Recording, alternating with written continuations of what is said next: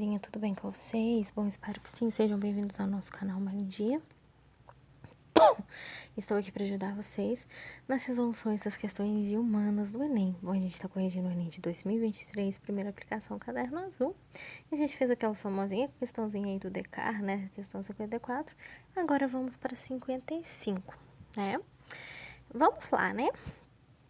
Questão 55, ela descreve pra gente o seguinte: a diversão é o prolongamento do trabalho sobre o capitalismo tardio. Ela é procurada por quem quer escapar ao processo de trabalho mecanizado para se pôr de novo em condições de enfrentá-lo. Mas, ao mesmo tempo, a mecanização atingiu um tal poderio sobre a pessoa em seu lazer e sobre sua felicidade, ela determina tão profundamente a fabricação de mercadorias destinadas à diversão que essa pessoa não pode mais perceber outra coisa senão as cópias que reproduzem o próprio processo de trabalho. Didática de esclarecimento. Ok, né? A pergunta é a seguinte: no texto, o tempo livre é concebido como o quê? Olha só. A. Consumo de produtos culturais elaborados no mesmo sistema produtivo do capitalismo. B. Forma de realizar as diversas potencialidades da natureza humana. C. Alternativa para equilibrar tensões psicológicas do dia a dia? D. Promoção de satisfação de necessidades artificiais ou é mecanismo de organização do ócio e do prazer? Gente, pausem o vídeo. Tentem fazer vocês também. Vamos ver se vocês vão acertar, ok? Galerinha, pausar o vídeo, tentaram fazer. Claramente 55A, tá? Gente, vou explicar a vocês por quê. Olha só. A gente percebe claramente, essa questão ela me lembra muito aquela outra questãozinha sobre do momento de lazer, que a pessoa acaba não desligando das máquinas, não desligando do telefone, não desligando nada. Por quê? A gente percebe aqui, ó, né, a diversão é o prolongamento do trabalho sobre o capitalismo tardio, né?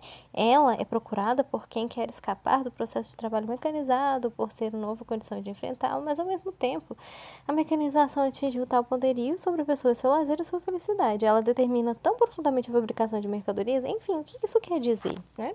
A pessoa, por exemplo, que trabalha em home office pelo celular, ela está desligada completamente do trabalho? O que vocês acham, sim ou não? Não, né?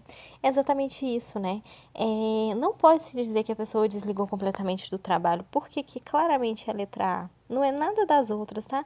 Não é forma de realizar diversas potencialidades de natureza humana, alternativa para equilibrar tensões, nada disso. A pessoa meio que acaba que não tem descanso mesmo, né? Se você for analisar principalmente questões de home office, a pessoa fica ligada ali, ó, 24 horas, né? Às vezes a pessoa quer descansar, por exemplo, jantar com a família, enfim, aí a pessoa recebe, né, lá no WhatsApp, né, coisas sobre o emprego, né? Ela acaba que não se desliga, né, da máquina, não se desliga do WhatsApp, não se desliga das redes sociais. Então, meio que ela fica 24 horas ali, né? Exatamente. Teve até uma questão, não vou saber se tá aqui qual é nem, mas é exatamente isso, né? A pessoa tá ali, ó, no celular 24 horas, então ela meio que acaba não desligando. E o home office parece ser livre, né? A pessoa tem todo o tempo pra... Não, é meio que o contrário, ela meio que acaba não tendo tempo para descansar, né? Pelo sentido de ela tem que estar ali a hora que tiver alguém que precisar, enfim, é complicado, né? Então, assim, meio que camufla essa ideia de falsa liberdade, né? Não é falsa liberdade, né? Às vezes a pessoa tá lá no WhatsApp, no celular, enfim, não é uma falsa liberdade, né? Por esse motivo aqui que vai ser a letra A, tá? Vai ser consumos culturais elaborados no mesmo sistema produtivo de capitalismo, nesse sentido aqui, tá? Isso me lembra muito uma questãozinha que teve sobre isso, né? A questão da pessoa não se desligar, né? O serviço desliga dela, mas ela não se desliga do serviço, né? Ela fica ali 24 horas ali, no WhatsApp, nas redes sociais, enfim. Ela meio que acaba não se desligando disso, né? Então, ela tem que ter um tempo para ela descansar também, né? Mas é o que mais acontece. Ok? Vamos agora para a questão 56. A questão 56, ela descreve o seguinte: ela tem uma charge, né? De uma mulher com uma lâmpada, né? E a lâmpada do gênio, ela descreve o seguinte, ó: eu queria poder, força, visão de raio-x, telecinese, telepatia e depois, né, alguém perguntando, né? Aí ela respondendo, poder político. Aí a pergunta é a seguinte: a charge ilustra um anseio presente na sociedade contemporânea que se caracteriza pelo o quê? Então, olha só. A. Situação de revolta individual. B. Satisfação de desejos pessoais. C. Participação de ações decisórias.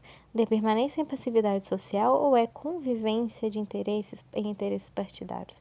Pausem o vídeo, tentem fazer vocês também. Vamos ver se vocês vão acertar, ok? Aqui no caso, claramente seria a letra C, tá bom? Ó, participação de ações decisórias, né? Ou seja, por quê? Porque ela anseia aqui, opa, um outro tipo de poder, né? Um poder diferente. Ela quer o poder político, né? Ele quer saber a sociedade contemporânea caracterizada pelo quê? Não é uma situação de revolta, nem de desejos pessoais. Ela poderia, um laptop, dinheiro, um laptop é a única coisa que vem na cabeça, né? Enfim, dinheiro, várias outras coisas, né? Mas aqui ela não quer, ó, convivência de partidários, permanência, não. Ela quer participação de ações decisórias, ou seja, ela quer um poder político, né? Por esse motivo que a participação de decisões, participação em ações decisórias, ou seja, a questão política aqui, tá? Então não é individual, não é somente para ela, não é passividade, não é convivência de interesses partidários, ela quer participação em ações decisórias. O poder político dá isso, né? A participação em ações aí que envolvem a sociedade, ações decisórias, enfim, tá? Por esse motivo aqui que vai ser a letra C, viu? Ela poderia pedir qualquer outra coisa, mas ela quer poder político, então a única que se encaixa aqui seria a letra C, tá certo? Ok, vamos para a questão 57. A questão 57 descreve o seguinte, ó. Quem se mete pelo caminho do pedido de perdão deve estar pronto a escutar a palavra de recusa. Entrar na atmosfera do perdão é aceitar medir-se com a possibilidade sempre aberta do imperdoável. Perdão pedido não é perdão que se tem direito devido. É com o preço dessas reservas que a grandeza do perdão se manifesta, né? A reflexão sobre perdão apresenta no texto encontra fundamentado no quê? A. Rejeição particular amparada pelo desejo de poder. B. Decisão subjetiva determinada pela vontade divina. C. Liberdade mitigada pela predestinação do espírito. D. Escolhas humanas definidas pelo conhecimento empírico. Ou relações interpessoais mediadas pela autonomia dos indivíduos. Pausem o vídeo, tentem fazer vocês também. Vamos ver se vocês vão acertar, ok? Galerinha, pausaram o vídeo, tentaram fazer. Bom, aqui no caso 57 tá? O que acontece? Esse texto é bem interessante, tá? Sobre o perdão. Por quê? Né? Quem se mete no caminho do pedido de perdão deve estar pronto a escutar a palavra recusa. Gente, isso é claro, né? É assim, ó, a pessoa fere o outro, mas o outro também tem a autonomia de querer perdoar ou não. Um indivíduo não pode mandar na vida do outro, né? Ele não pode controlar os sentimentos ou ações que o outro pensa, ou ações sentimentais principalmente, né, do outro, né? Você controla aquilo que você sente, né? Às vezes nem aquilo que você sente, né? Você pode tentar controlar você, mas não o que o outro sente, né? Ninguém tem poder de mandar e viver pelo outro, de sentir o que o outro sente. Então, assim, ó, quem se mede pelo caminho, né, de pedido de perdão deve estar pronto também, aqui no caso ele foi muito claro, em relação à recusa, tá? Ó, entrar na atmosfera do perdão, né, aceitar medir-se com a possibilidade sempre aberta do imperdoável, ou seja, uma pessoa pode perdoar ou não. Se ela perdoou, ok, ela tem um bom coração, mas as pessoas têm direito de escolha, né? Então é muito complicado, né? Assim, a pessoa tem que estar disposta também, aberta também, né, a aceitar a recusa. Muitas pessoas também têm o direito de não querer perdoar. Então, assim, muitos indivíduos não mandam nos outros, né? Se você perdoou, enfim, você tem um bom coração, a pessoa tem um bom coração, enfim, ok. Mas muitas pessoas também ficam magoadas, né? E também têm o direito de se recusarem a perdoar. E já não é culpa da outra pessoa que pediu perdão, enfim. Mas a outra pessoa também tem direito de não querer perdoar algo, né? Como se diz aquela famosa frase, né? Perdoar não é esquecer, né? Por exemplo, casos graves, né? Traição, enfim, coisas, né? Que o outro fere, a pessoa também tem direito de não querer mais voltar com a pessoa, não voltar a conversar, enfim, né? Perdoar também não é esquecer, né? Aquele lado é complicado também. Todos nós erramos, né? Todos nós seres humanos erramos, mas, né? Perdoar também não é esquecer, né? Aí a pessoa também tem o direito de claro, de querer ou não perdoar. Aí já não é. O outro não pode mandar no outro indivíduo, né? Ninguém tem e nem deve ter, né? Porque controle sobre o outro, né? A pessoa tem controle, eu tenho controle sobre mim, cada um tem controle sobre si, mas não sobre o outro, né? E claro, a pessoa não pode sair fazendo um monte de merda e depois, né? Aí também querer que o outro perdoe é complicado. Enfim, não vamos entrar em assuntos particulares, vamos focar na questão, mas aqui a letra E é por quê? A reflexão, né, muito interessante esse texto, gostei demais, né, sobre perdão, apresentada no texto, ela fundamenta no quê? Rejeição particular amparada pelo desejo de poder não é somente rejeição particular amparada pelo desejo de poder, tá? Decisão divina também não, liberdade também não, porque tem uma condição, então não é liberdade. Escolhas humanas definidas pelo conhecimento não é só por isso, tá, gente? Vai se tratar de relações interpessoais, ou seja, com as pessoas, tá? Mediadas pela autonomia dos indivíduos. É exatamente isso, né, que eu falei para vocês.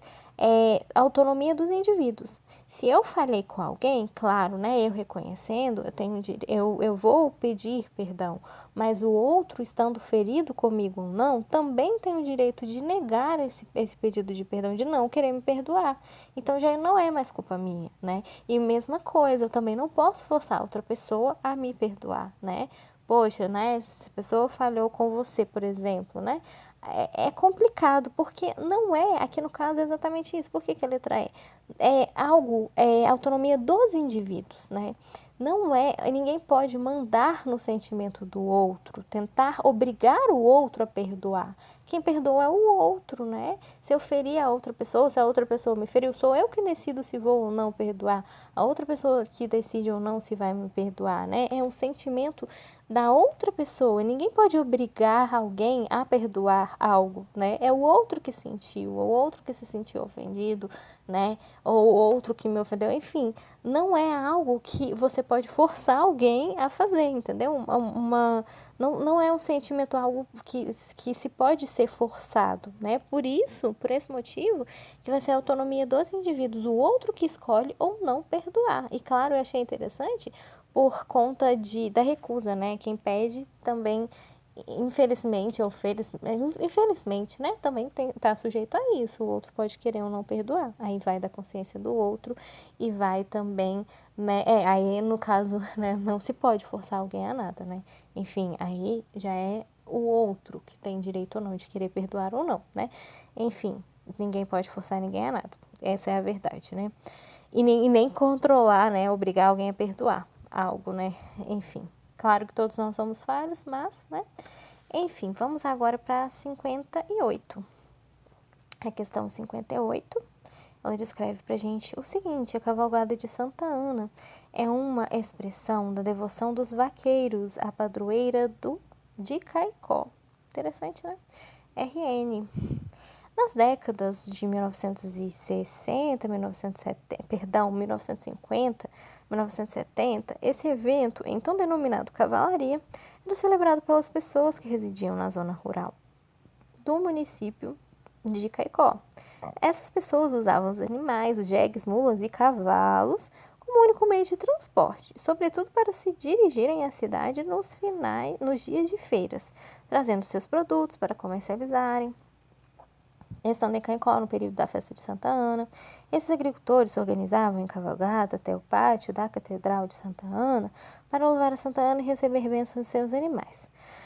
Por volta da década de 1970, com a chegada do automóvel da zona rural do município, essa expressão cultural foi extinta. O meio de transporte utilizado dos animais passou a ser substituído por carros, sobretudo caminhonetes e caminhões transportavam os camponeses para a cidade em dias de feiras e festas. Desde 2012, um grupo de cacoenses retomou essa expressão cultural e, conjunto com a Associação dos Vaqueiros, realiza o primeiro domingo a festa da Cavalgada de Santa Ana. O evento, além de contar com a participação dos cavaleiros que residiam nas zonas rurais, atrai também pessoas que residem em Caicó, cidades vizinhas e amantes das vaquejadas.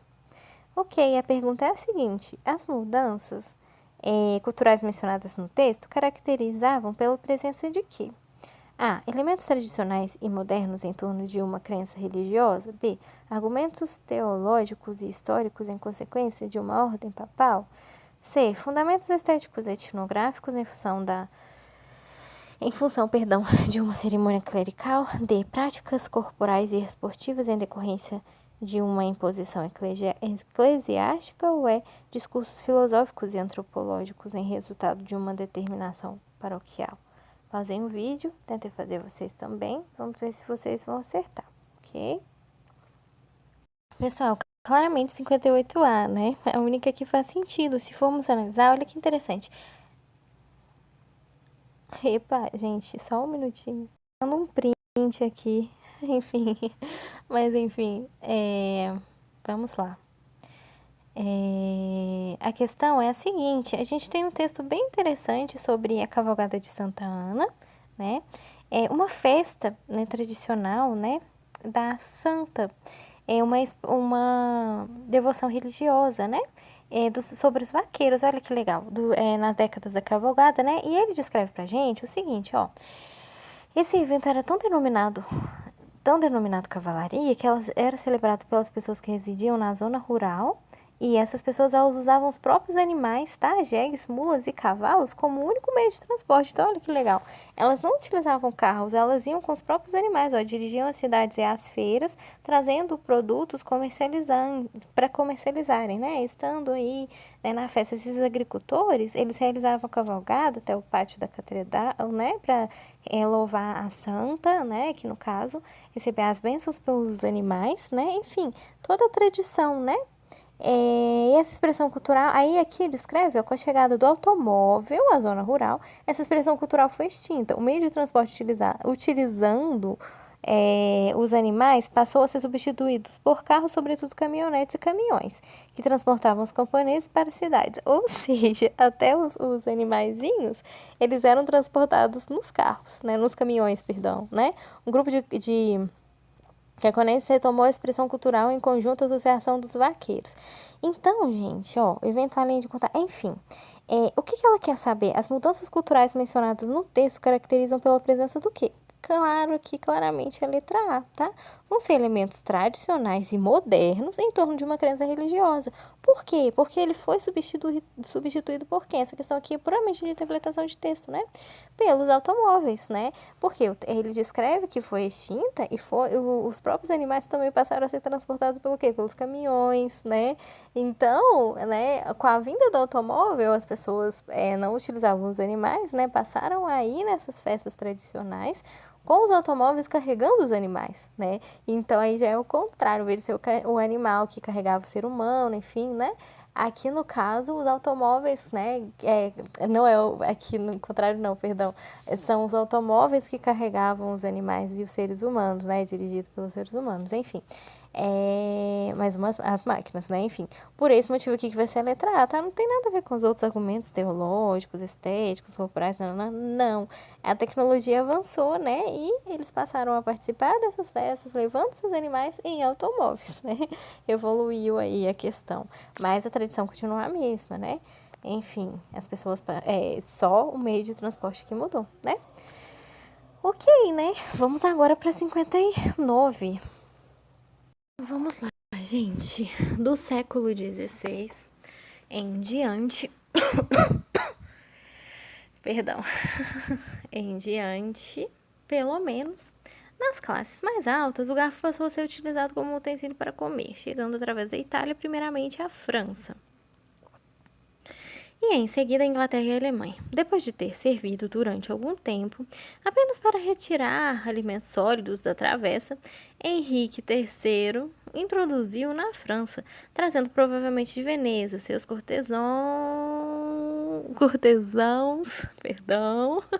seus cortesãos não foram pouco ridicularizados por essa maneira afetada de comer. E no princípio não eram muito hábeis no uso do utensílio. Pelo menos se dizia que a metade da comida caía do garfo no caminho do prato à boca. Então, a data recentemente do século XVII, o garfo era ainda basicamente artigo de luxo, geralmente feito de prata ou ouro. Processo civilizador. Ok, né? Aí, a pergunta é a seguinte: o processo relatado indica a formação de uma etiqueta, que tem como princípio o quê? Então, olha só. A. Distinção das classes sociais. B. Valorização dos hábitos de higiene. C. Exaltação da cultura mediterrânea. D. Consagração de tradições medievais. Ou E. Disseminação de produtos manufaturados. Pausem o vídeo, tentem fazer vocês também. Vamos ver se vocês vão acertar, ok? Galerinha, pausar o vídeo, tentaram fazer. Aqui no caso, letra A, tá? Distinção das classes sociais. Por quê? A gente percebe claramente, ó, de classe social, diante do século XVI, pelo menos as classes mais altas que utilizavam o garfo. Pensa bem, só as mais altas que utilizavam o garfo, né? Ou seja, as classes mais pobres não utilizavam os garfos, né? Ó, chegando através da Itália, nananã, Inglaterra, nananã, durante algum tempo apenas para retirar alimentos sólidos das travessas, né? Aqui o rei Henrique III que introduziu na França, trazendo provavelmente de Veneza, né? E os seus cortesãos, perdão, não foram um pouco ridicularizados por essa maneira afetada de comer, tá? Não era muito hábeis o uso desse utensílio, né? Ao menos dizia que metade da comida caía do garfo, enfim, tá? Em data recente no século, só aqui no caso, né, em data tão recente no século XVII, que o garfo ainda era basicamente artigo de luxo. Então a gente percebe aqui claramente que é uma questão social, porque o garfo era visto como artigo de luxo. Claro que não é questão cultural, tá? Vocês poderiam confundir, tem vários outros países que eles utilizam, né? Igual na China, por exemplo, eles utilizam os palitinhos, né? Comer a comida chinesa, o sushi, enfim. Japonesa também, né? Mas aqui ele percebe claramente uma questão de classe social. O próprio texto descreve a questão de classe social, tá? Um rei, né? Classes mais altas, né? Então, relacionado à questão social, tá? Por isso que nem são as outras, né? Ele já descreve que só as pessoas de classes mais altas que utilizavam. Então, tá muito ligado à questão aqui de classe social, tá? Por esse motivo aí que é a letra A, tá bom? Então, meus amores, vamos agora para a questão 60, né? Questão 60, ela descreve pra gente o seguinte: negar o pedido por dinheiro indispensável para necessidades pessoais ou comprar bens usados o nome da pessoa sem consentimento dela, ameaçar o corte de recursos dependendo de atitudes pessoais, esconder documentos ou trocar senhas do banco sem avisar, ou ainda proibir a pessoa de trabalhar ou destruir seus pertences. As histórias são comuns, mas às vezes não são reconhecidas como abuso. Mas essa é uma das 5 formas de conduta contra a mulher prevista na Lei Maria da Penha. Conduta quase invisível destrói a vida de mulheres. Olha que interessante, né? A pergunta é a seguinte, ó. O texto apresenta os tipos de conduta sujeita à punição. Conforme previsto... Gente, perdão. Sai pra lá, sono. Conforme previsto na Lei Maria da Penha, porque consiste em formas do quê? A. Ação difamatória. B. Desvio comportamental, C. Expressão preconceituosa. D. Violência patrimonial. Ou E. Desentendimento matrimonial. Pausem o vídeo, tentem fazer vocês também. Vamos ver se vocês vão acertar, ok? Claramente, 60 letra D, tá?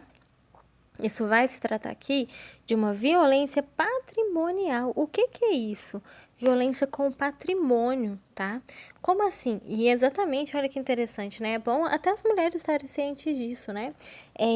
Da Lei Maria da Penha, isso é um tipo de punição porque é uma forma do quê? De violência patrimonial, tá? Não é só difamatório, desvio, não.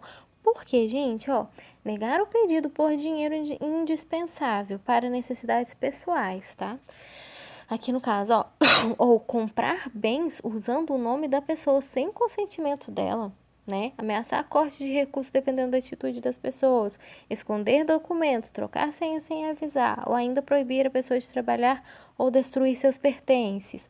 Gente, isso é crime, tá? Grave, né? Crimes aqui de violência patrimonial. Você usar a senha de uma pessoa, comprar coisas usando o nome dela sem o consentimento dela, sem ela saber. Imagina, né? Você ia gostar de ter, por exemplo, seu cartão com compras, né, sem o seu consentimento, né? E pior, né, trocar suas senhas do banco sem te avisar, né? Infelizmente, muitos relacionamentos abusivos, isso acontece, tá? Então, assim, isso é um tipo de violência, sim, patrimonial. Não tá diretamente na pessoa, né? A violência física, mas existem vários tipos de violência. A psicológica e, inclusive, Essa, a patrimonial, que é você o quê? Comprar coisas no nome da pessoa, você usar o nome da pessoa para alguma coisa, você bloquear, mudar a senha, né? Senhas, senhas, pegar o pertence, proibir a pessoa de ou destruir os pertences dela também, isso também está incluído. Enfim, tudo isso é caracterizado como abuso, sim, tá? Principalmente trocar senha de banco, comprar as coisas no nome da pessoa sem o consentimento dela, né? Isso tudo é um tipo de violência patrimonial, ou seja, está atingindo não diretamente fisicamente, mas usando o nome da pessoa e atingindo a pessoa de alguma forma. Então, isso é também um tipo de violência, tá? Por isso que vai ser a letra D, tá? Ok, vamos para 61. Ela descreve o seguinte, ó. Por trás da mágica do Google Assistant, de sua capacidade de interpretar 26 idiomas, está uma enorme equipe de linguistas distribuídos globalmente trabalhando como subcontratados, que devem rotular tediosamente os dados de treinamento para que funcione. Eles ganham baixos salários e são rotineiramente forçados a trabalhar horas extras não remuneradas. A inteligência artificial não funciona como um pozinho mágico, ela funciona por meio de trabalhadores que treinam algoritmos incansavelmente até que eles automotivem seus próprios trabalhos. A inteligência artificial da economia freelance está vindo atrás de você. Ok, a pergunta é a seguinte, ó. Quem nunca utilizou a inteligência artificial, né, gente, nesse mundo tecnológico, né? O texto critica a mudança da tecnologia em razão da seguinte consequência do quê? Ó, A, diversificação da função. B, mobilidade da população. C, autonomia do empregado. D, concentração da produção. Ou é invisibilidade do profissional? Pausem o vídeo, tentem fazer vocês também. Vamos ver se vocês vão acertar, ok? Pessoal, pausaram o vídeo e tentaram fazer. 61 claramente tá? Olha, por trás do chat GPT, dos famosinhos, enfim, né? Por trás da mágica do Google Assistant, aqui no caso, o que ele quer dizer? Que tem pessoas trabalhando, né? Pode parecer que não, mas sim, tem, tá? 26 idiomas, ó, e eles trabalham como subcontratados rotular, olha só, gente, tediosamente os dados de treinamento para que funcionem. Eles ganham baixos salários e são rotineiramente esforçados a trabalhar horas extras não remuneradas. Ou seja, ele ainda descreve que a inteligência artificial não funciona como um pozinho mágico, ela funciona por meio de trabalhadores que treinam algoritmos incansavelmente até que eles automotivem, né, seus próprios trabalhos. Ou seja, ele quer saber a consequência, tá, gente? Ó, mudanças tecnológicas. Então, tem um ser humano por trás da inteligência artificial até que eles automatizem, né, os robozinhos lá. Mas tem seres humanos trabalhando por trás disso, né? Até porque quem criou os robôs, né? Não foram os seres humanos? Então, assim, né? E aqui no caso, né, ele faz uma crítica em relação aos trabalhos exaustivos que muitas vezes não são reconhecidos. Ah, inteligência artificial, né? Por exemplo, o chat GPT vai responder alguma coisa para mim. Tá, mas quem treinou esse chat GPT? Quem desenvolveu ele, né? Então, foi um ser humano, né? Ele não criou assim do nada, né? Foi um ser humano que por trás trabalhou, elaborou, pesquisou, nananã, para existir inteligência artificial. Então, existe um trabalho, sim, por trás de tudo isso, e um trabalho exaustivo, né, que o próprio texto descreve para a gente, né? A crítica é exatamente isso, né? A mudança tecnológica em razão da consequência o quê? Invisibilidade do profissional, né? Porque você vê claramente aqui um mérito à inteligência artificial, mas o que tem por trás dela? Um profissional, né? Então não é somente a inteligência artificial, existe um profissional que trabalhou para que ela existisse, né? Por trás dela ali, né? Então ainda aqui no caso, por esse motivo que a letra invisibilidade desse profissional que muitas vezes trabalha horas incansavelmente, né? Aquela questão que a gente comentou também em alguma questão aí sobre home office, né? Aqueles trabalhos exaustivos que muitas vezes também não são reconhecidos, né? Então, existe um ser humano por trás disso, né? E muitas vezes com trabalhos exaustivos, né? Gente, se você for analisar, tem pesquisas aí. A gente até fez um vídeo uma vez sobre funcionários do Facebook, né? Como que o psicológico deles ficaram abalados, enfim. São coisas, assim, pesadas que você fica horrorizado, assim, com o que acontece com os funcionários que muitas vezes trabalham nessas redes, não são reconhecidos e o que acontece com o psicológico deles, que são detonados por muitas coisas que eles veem, né? Enfim, tem vídeo sobre isso, mas é um tema muito interessante, tá? Por isso que não são as outras, tá? É invisibilidade, por quê? Porque esses profissionais trabalham duro, né? Muitas vezes fazem home office e nem são reconhecidos, né? Enfim. Ok? Então tá, né? Vamos para 62. Enormes alto-falantes sul-coreanos instalados na fronteira com o norte costumavam transmitir desde canções em estilo K-pop, como é chamado o pop sul-coreano, né? Até boletins climáticos e noticiário crítico ao vizinho comunista. O norte costuma praticar atividade semelhante, transmitindo por seus alto-falantes discursos críticos a seu e aliados, né? Durante os anos de 1980, o governo sul-coreano construiu um mastro de 97 metros de altura para hastear sua bandeira no povoado do povoado de Daesandong, na fronteira com o norte. O norte respondeu com a construção de um mastro ainda mais alto, 160 metros, na cidade fronteiriça de Dong. Essas demonstrações são uma válvula de escape competitiva e importante entre os dois lados. Fora de um possível conflito militar, diz o analista Enki Panda, né? Disputa dos mastros, né? E altos-falantes com K-pop. Ok, a pergunta é a seguinte: os atos de competição citados têm suas origens históricas vinculadas a um contexto do quê? Então, olha só: A. Domínio cultural identitário de atores sociais. B. Disputas étnico-raciais de povos tradicionais. C. Divergências político-ideológicas de agentes estatais. D. Imposição econômica financeira de empresas privadas ou protestos ecológicos sustentáveis de entidades ambientais. Pausem o vídeo, tentem fazer vocês também. Vamos ver se vocês vão acertar, ok? Bom, galerinha, pausaram o vídeo e tentaram fazer? Bom, aqui no caso, se vocês marcaram a letra C, vocês acertaram, tá bom? Por que não são as outras, tá? Não são nada disso, não é domínio cultural identitário, disputas etno-raciais também não. Aqui no caso vai ser letra C, porque, olha só, aqui o texto ele descreve, né, sobre enormes altos-falantes sul-coreanos que eram instalados na fronteira do norte, né, costumavam transmitir desde canções de K-pop, né, que é chamado, até boletins climáticos, enfim. O norte, ele vai costumar praticar atividades aí semelhantes transmitidas dos seus alto-falantes, né? Discursos críticos, né? E olha só, altura, metros, sua bandeira, povoado, tal. O norte respondeu com a construção de um mastro ainda mais alto.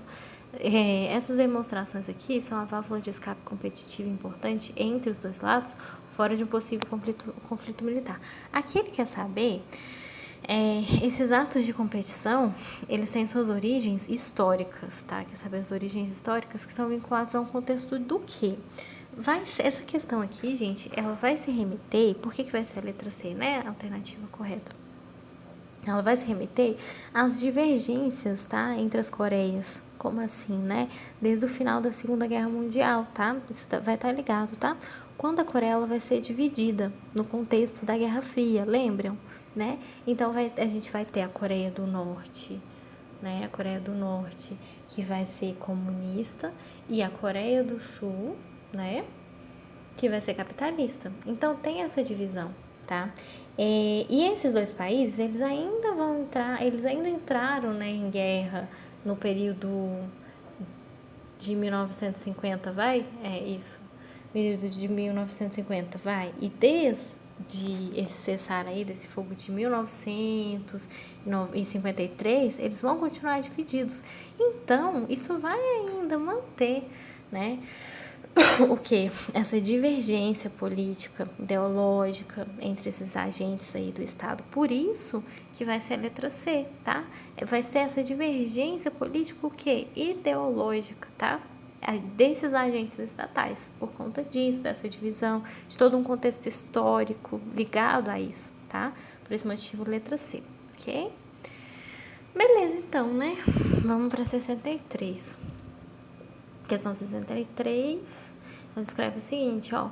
Seda, madeiras aromáticas e têxteis, obras de arte, lã, cristais e muitas peças de porcelana chegaram no Brasil ao longo dos séculos 17 e 18. A opulência proporcionada pelo ouro fez com que esses itens fossem ainda mais presentes em cidades mineiras como Ouro Preto, Mariana e Sabará. Esses objetos inspiraram a criação das chinesices, em termos que o termo, né, que designa um tipo de arte que evoca motivos chineses presentes em várias igrejas barrocas, de Minas.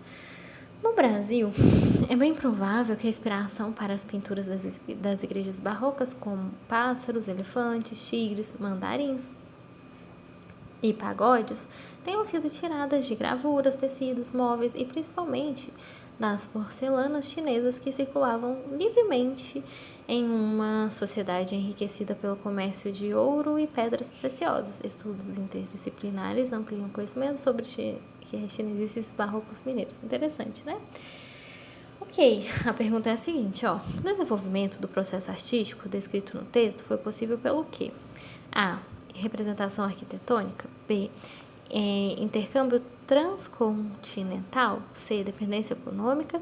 D. Intervenção estatal. Ou E. Padrão estético. Pausem o vídeo, tentem fazer vocês também. Vamos ver se vocês vão acertar, ok? Galerinha, pausaram o vídeo e tentaram fazer? Isso mesmo. Se vocês marcaram intercâmbio transcontinental, vocês acertaram. Gente, primeiramente, todo mundo conhece intercâmbio, né? Mas o que significa a palavra intercâmbio, né? São trocas variadas, o quê? Comerciais e até culturais, de culturas, tá? O significado da palavra intercâmbio é isso. E transcontinental tem a ver com continente. A gente percebe claramente, olha que interessante, sedas, madeiras aromáticas, nananã, peças de porcelana chegaram ao Brasil ao longo dos séculos. Então, ó, a opulência proporcionada fez com o ouro desses itens, tá? Sabará, esses objetos inspiraram a criação das chinesices, tá?